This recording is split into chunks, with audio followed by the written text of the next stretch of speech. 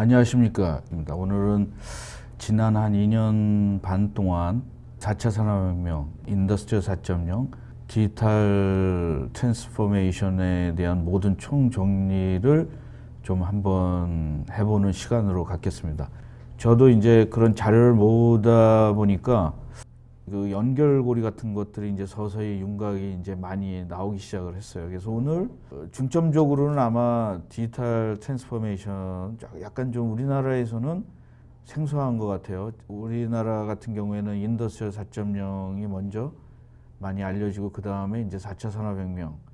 지금 요즘에는 디지털 트랜스포메이션이 사실은 얘기가 나오고 있는데, 원래는 그 디지털 트랜스포메이션이라는 디지털 변혁이 역사적으로는 상당히 오래됐습니다. 십몇 년씩 됐는데, 이제 이게 쌓이다 보니까 이제 지금은 숙성이 된 거죠. 엔지니어가 아닌 분도 있고, 비즈니스 하시는 분도 있고, IT 쪽의 전문가도 계시고, 그래서 가장 올해에 시작을 했지만 내년에는 더 많은 관심을 받을 디지털 트랜스포메이션에 대해서 조금 더 많이 할애를 하고, 이제 4차 산업혁명에 대해서도 혼란스러우실 거예요. 4차 산업혁명이 며칠 전에 이번 정부에서도 4차 산업에 대해서 많이 이제 아웃라인들을 발표를 했는데, 읽어보면 그렇게 새로운 것들은 아니에요. 여러 가지 있는 것들을 이제 종합했는데, 그걸 또 좀 위험하게 오늘 또 제가 그 뉴스를 보니까 1년 안에 가시화된 그 결과를 보여주겠다고 얘기를 하는데 굉장히 좀 위험한 얘기입니다. 왜냐하면 우리가 지금 하고 있는 대부분은 현재도 하지만 가장 중요한 거는 미래에 대한 어떤 기초 초석을 하는 거거든요. 그래서 좀 편하게 한번 좀 봐 주셨으면 좋겠고요. 그 다음에 이제 인더스트리얼 4.0이랑 스마트 팩토리는 약간 좀 그 몇 년 동안 굉장히 그 많이 얘기를 하다가 지금은 약간 답보 상태예요. IoT도 그렇고. 너무 많은 얘기를 했는데 결과적으로 보여주는 거가 별로 없었고, 그래서 근데 이제 이런 부분에 대해서 사이버 피지컬 시스템이라는 거가 굉장히 갈 길이 먼 거예요. 그래서 그거에 대해서 좀 대안이자 약간 좀 새로운 이슈가 나온 게 디지털 트윈. 그리고 디지털 트윈을 하기 위해서의 그 백그라운드 지식은 디지털 스레드. 이거에 대해서 시작한 해가 2017년이 아닐까 이런 생각을 해보고 있습니다. 그리고 우선 이제 디지털 변환이라고 그러는데, 제가 해석을 이제 디지털 변환인데 원래는 디지털 전환이라도 할 수 있고 디지털 트랜스포메이션, 변형이라도 할 수 있는데, 디지털 트랜스포메이션이라는 말이 요새 이제 교착이 됐는데, 그 전에 한 10년 전서부터 여러분들 많이 들으셨을 거예요. 디지털 이노베이션이나 디지털 디스트랍션이라든가 이런 스마트폰에 일어나는 여러 가지 현상, 사회 현상, 이런 것들이 다 디지털 트랜스포메이션의 전주곡이 아닐까 이런 생각을 해요. 디지털 변환이라는 정의가 계속 변해왔습니다. 수년에 겹쳐서. 초창기에는 IT화를 조금 더, IT라는 거는 어떤 기업이 부수적인 거였는데, 컴퓨터나 이 정보화가 아주 기업의 핵심이 될 때를 조금 더 깊숙이 들어갈 때를 디지털화, 디지털 프로세스라고 의미를 했는데, 이런 정의가 빠르게 달라지면서 요즘에는 어느 정도 정착이 돼버렸어요. 그래서 디지털 변화는 프로세스, 전략, 수익을 창출하기 위해서 최신 기술인데, 특히 디지털화된 기술을 채택하여 조직이 디지털 성숙도에 도달하기 위한 지속적인 노력이라고 컨설팅 회사들은 이제 주장을 하고 있습니다.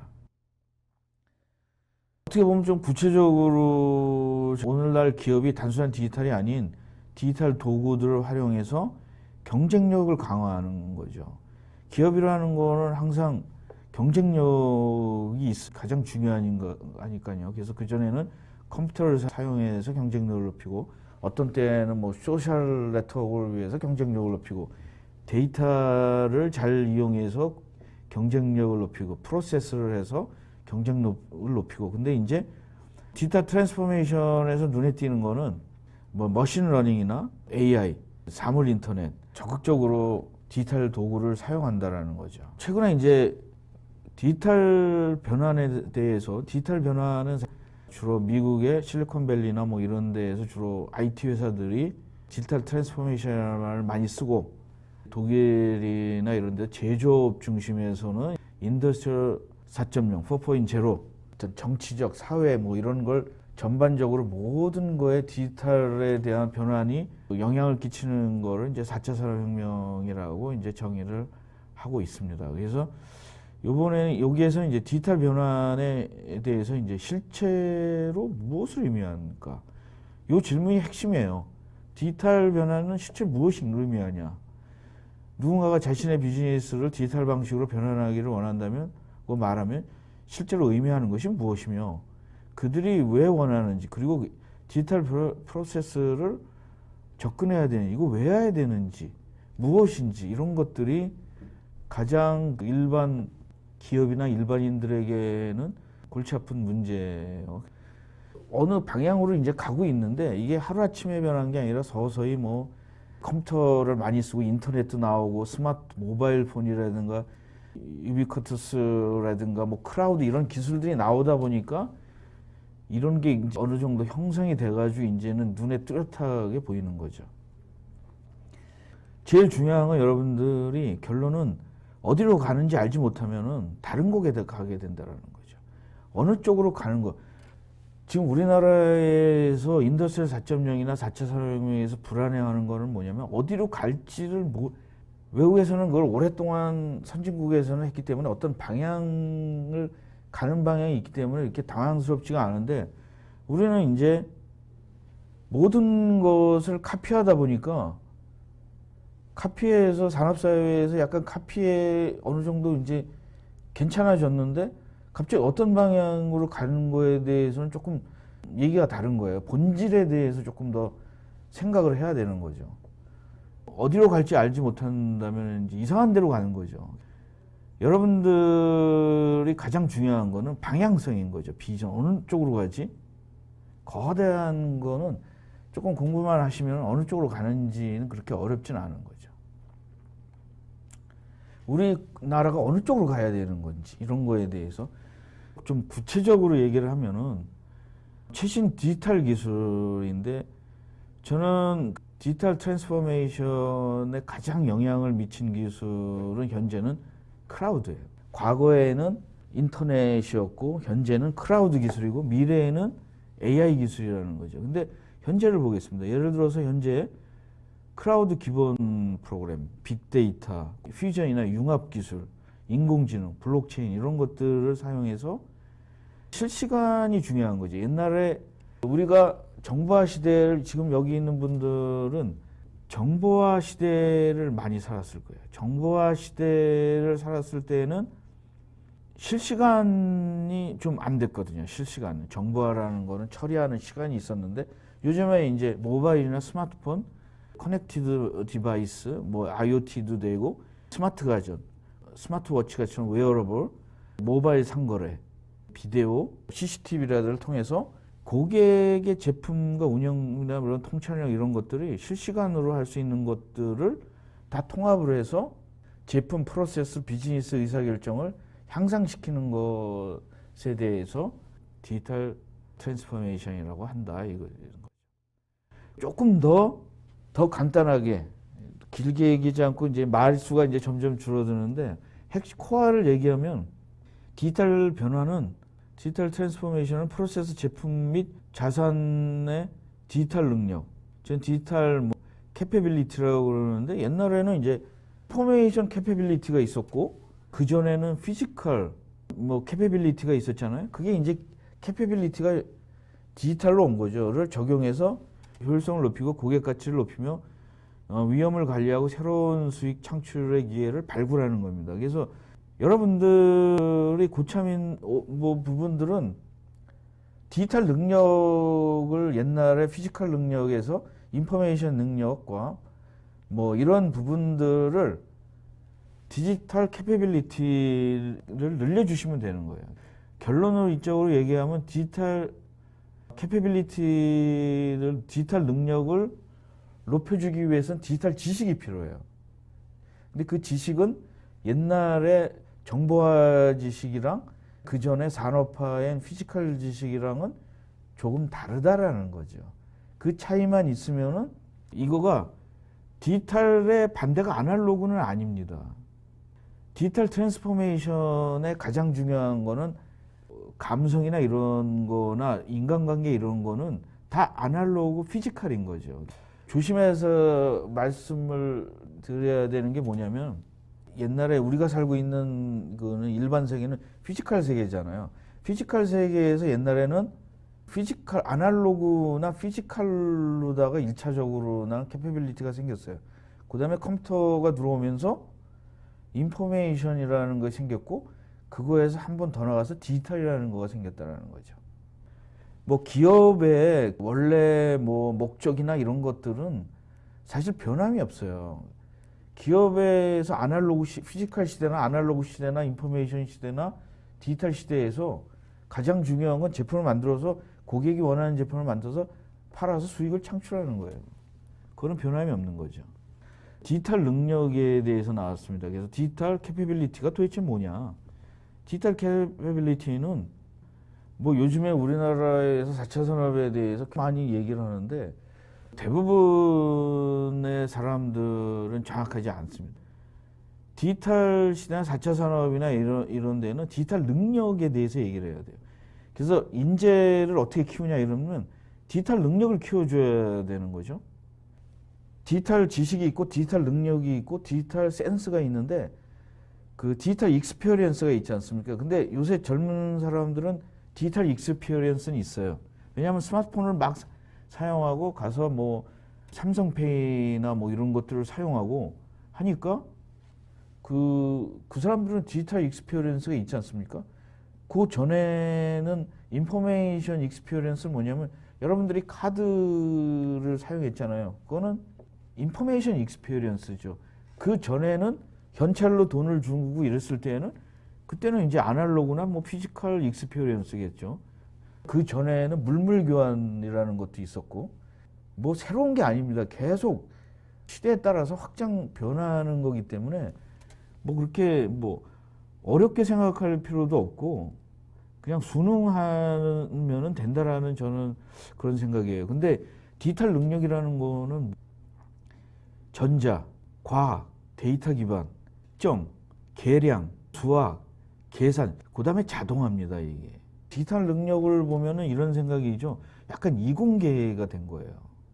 이게 사이언스 쪽이라는 거죠. 디지털 능력이라는 거. 왜냐면은, 그래서 사실은 이거는 요즘에 보면은 대부분 다 과학이에요. 인문도 과학적인 사실인 걸로다가 디지털화해서 컴퓨터에 집어넣어야 되니까 디지털 능력이 필요하게 된 거죠. 2017년이라는 거 왜 특별한 해냐? 2017년에 돌아보니까 전 세계 인구의 반이 50%가 인터넷을 사용한다라는 거죠. 인터넷을 안 사용하는 데도 있어요. 근데 2017년이 과반수가 이제 2017년이 모든 경제 활동이나 이런 거의 반 이상이 지구의 반 이상이 디지털 세계에 들어온 거죠. 그래서 여러분들 우리나라는 그냥 이런 표현을 할 필요가 없어요. 아직도 갈 길은 있지만 우리나라가 상당히 디지털화가 잘 돼 있어요. 근데도 불안한 게 뭐냐면은 인프라만 너무 많이 했기 때문에 불안한 거예요. 근데 원래 우리나라가 디지털 지수나 이런 거 보면은 거의 상위권이에요. 굉장히 상위권이에요. 그 다음 좌표에 대해서 말씀드리기 전에 맥켄지 글로벌 연구소에 따르면은 디지털 흐름은 전통적 상품 무역보다 전 세계 GDP 성장에 더 책임을 갖는다라는 거죠. 그러면 우리 뭐라고 그래야 돼요? 디지털 우리가 싫든 좋든 간에 디지털 이코노믹이라는 거에 들어왔다라는 거죠. 디지털 세계의 2017년을 보면은 우리나라가 여기 정도에 있어요. 이거는 뭐 지네들이 뭐 세계 경제 포럼에서 한 거기 때문에 뭐 그거는 마음대로 저기 할 수는 있지만 우리나라가 굉장히 괜찮은 요 노란 부분이 뭐냐면 나쁜 편이 아닌 거죠. 좋은 편이에요. 인프라도 좋고 상위는 다 좋고 요쪽이 제일 낫다고 그러는데 뉴질랜드나 싱가포르, UAE도 이쪽으로 했는데 UAE는 이제 인프라 같은 게 좀 애매해가지고 요쪽 방향은 좀 앞으로 스탠드아웃, 남보다 조금 앞서간다라는 거고 요쪽은 괜찮다라는 거예요. 그리고 이쪽에 있는 나라는 안 좋다라는 거고 요쪽에 있는 나라는 인프라는 안 좋지만 사회적 욕구가 강하다는 거죠. 요쪽은. 그래서 이쪽에 보면 차이나가 요쪽에 있어요. 인프라 같은 것들이 아직은 우리나라보다 못하지만 가능성이 많다라는 거죠. 여기는.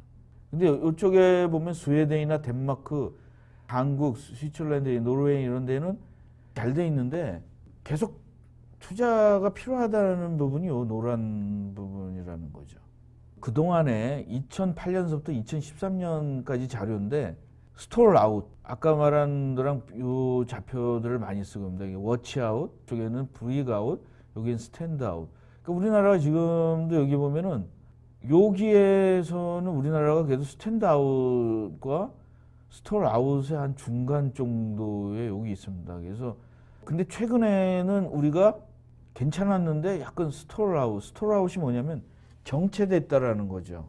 스탠드 아웃은 계속 빠르게 좀 앞으로 전진한다는 거고 브리크 아웃은 깨어나서 상태는 안 좋지만 그래도 자꾸 뭐 변신하려고 지금은 안 좋지만 앞으로 자꾸 변신하려고 그런다고 그러고 워치 아웃은 이거는 이제 문제가 있다라는 거죠. 정체돼 있으면서 발전이 안 된다. 정체도 돼 있으면서도 인프라 투자도 안 한다라는 거죠. 깨어 있지 않다라는 거죠. 좀 깨어 있어야 된다라는 거죠. 여기는. 여긴 깨어 있는데 인프라가 좀 문제. 여기는 뭐 인도라든가 뭐 베트남, 차이나 이런 데들이 있어. 차이나가 브리그아웃에는 선두주자. 말레이시아도 좀 많은 편이고 스탠드아웃 쪽에는 싱가포르나 이런 데는 우리에 비해서 싱가포르가 도시국가라 그런지 빠르게 뉴질랜드나 이런 데는 빠르게 스탠드아웃을 하고 있고 우리는 우리 사회가 약간 불안해하는 거가 뭐냐면은 스탠드아웃 했다가 약간 좀 뒤로다가 스톨아웃 정체되어 있는 상태로 간다라는 게 우리 사회에서의 문제라는 거죠.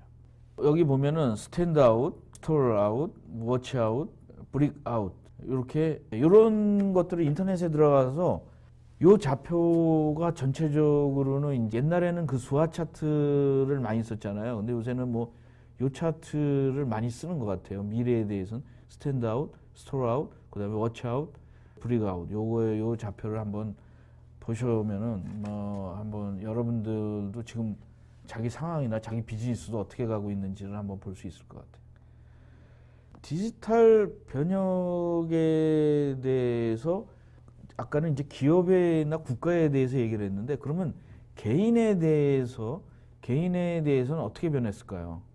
디지털 트랜스포메이션의 개인에 대해서는 일단은 요 옆에 있는 그림들은 다 그전에는 여기 아날로그 아까 말씀하셨는데 아날로그와 디지털로 변한 거에 대해서 이제 차이를 한 것입니다. 우리 여기 한번 그 시청자분이 아날로그에 대한 향수를 얘기하셨는데 그 향수일 뿐이지 비즈니스에서 지구본 안 팔려요. 지구본. 이제는 구글 어스가 나온 다음에 지구본 만든 사람 망했어요. 사진첩, 인스타그램 이런 거 나오는 바람에 사진첩 망했습니다. 메모, 프린터 셋.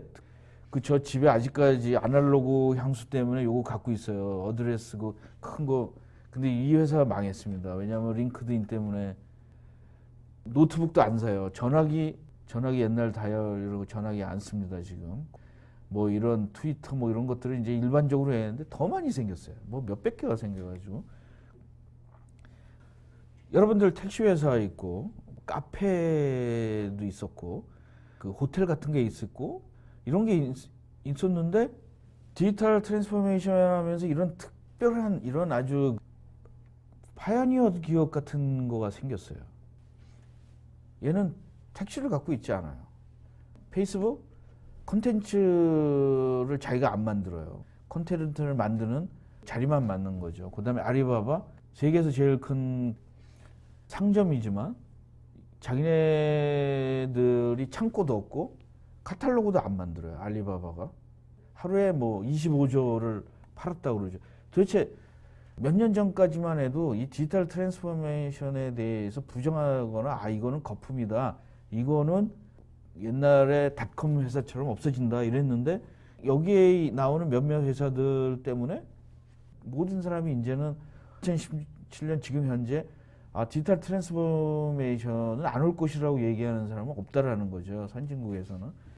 에어비앤비는 힐튼 호텔 같은 호텔 체인을 위토롭게 만든다라는 거죠. 그래서 여러분들이 이거에 대해서 부정을 해도 좋습니다. 부정을 하든 안 하든 간에 상관이 없어요. 오는 거니까. 그럴 바에는 빨리 적응해서 살아남는 것이 저는 낫다고 생각을 하는 거죠. 정보화 사회, 디지털 사회, 아까도 말씀드린 것처럼 다른 거죠. 저는 이제 여기서 여러분들에게 하는 거는 디지털 지식을 여러분들이 가지고 그 방향을 빨리 파악하라는 게 뭐냐면은 그 생태계가 없어지는 거죠. 생태계가 없어지면은 플랫폼이나 생태계가 없어진다라는 건 뭐냐면은 자기가 그동안 했었던 거를 하루아침에 무너질 가능성이 있다는 거죠. 제가 한번 보니까 스마트폰이 생기고 나서 한 300~400개 정도가 갑자기 많이 없어졌어요. 달력 이런 거. 근데 어떤 분들이랑 얘기를 하다 보니까 약간 인사이트가 있으신 분이 있어요. 우리나라 왜 조선이 안 되냐면 스마트폰 때문에 안 되는 겁니다. 왜냐하면 스마트폰에 필요한 것들을 중국에서 생산해 가지고 미국에다 팔았는데 그 운송이나 조선이나 이런 배들이나 이런 것들이 이제 필요가 없는 거예요. 왜냐하면 다 디지털로다가 책이나 뭐 이런 물류량이, 아날로그 물류량이 많이 없어진 거죠. 그리고 전기차로 사라질 사물이 한 3,000개, 그 다음에 사물 인터넷으로 사라질 거가 저는 그냥 한 10배씩 늘어가지고 3만 개, 그 다음에 3D 프린터나 AI나 4차 산업의 우버화 뭐 이런 거를 사라질 거가 30만 개에서 300만 개 정도가 없어진다라는 거죠. 한쪽에서는 굉장히 이러는 거죠. 4차 산업을 하면은 일거리가 생긴다. 생기는 것보다 없어진 게 더 많이 생긴다라는 거죠. 그걸 방지하기 위해서는 우리나라에서 디지털 트랜스포메이션을 자꾸 시켜야 되는 거죠. 예를 들어 조선에 있는 분들은 빨리 무인화된 배로 빨리 가야 된다라는 거죠. 화물선을. 근데 그 비슷하면서도 다르다라는 거죠. 디지털 편익 이런 거는 이제 디지털 변혁은 4차 산업과 인더스트리 4.0의 시발점이고 많이 포함이 되어 있는 거죠. 4차 산업혁명에서 가장 경쟁력 있는 인력은 디지털 원주민이에요. 디지털 네이티브인데 여러분들이 젊은 사람들이 걱정보다 여러분들 자신들이 더 문제예요. 왜냐면은 디지털 세대를 나누면요, 디지털 네이티브가 있고 디지털 이민자가 있어요. 여러분 같은 사람들이 디지털 이민자인 거예요. 왜냐하면 아날로그나 정보화 사회에서 컸는데 디지털 지식을 공부를 해서 그 이민을 가서 거기서 적응을 하는 거죠. 쉽지는 않죠. 근데 왜 지금 우리나라만 젊은 사람들 일자리가 문제냐면 젊은이들에게 옛날 아날로그 세대나 정보화 세대, 지금 세대들이 학교에서 옛날 교육만 시킨 거예요. 디지털 교육을 안 시킨 거죠. 디지털 능력을 안 만들어준 거죠. 프로그램도 안 가르치고, 프로그램이나 이런 거 디지털 창조력 이런 게 아니라 그 우리 부모 세대들이나 선배 세대들이 끝자락을 잡았는데 그걸 계속 교육을 시키고 나오니까 일자리가 없어지는 거죠. 예를 들어서 뭐 조선과 후배도 좀 많은데 조선과에 있는 분에서 공부하고 나오면 지금 조선이나 기계나 이런 데에 가서 적은 거죠. 일자리가. 그래서 힘들어지는 거죠. 디지털 트랜스포메이션은 이제 디지털 변혁의 가장 핵심은 있잖아요. 비즈니스 모델인데 플랫폼이라는 거가 가장 핵심이에요. 근데 플랫폼 중에 하나는 비즈니스 플랫폼이 있고 하나는 디지털 플랫폼인데 디지털 플랫폼은 대부분 IoT나 크라우드 포맷이 대부분 다 크라우드 포맷이에요. 지금은 인공지능도 크라우드 포맷으로 가야 되고 왜냐하면 크라우드로 다 연결되어 있기 때문이죠.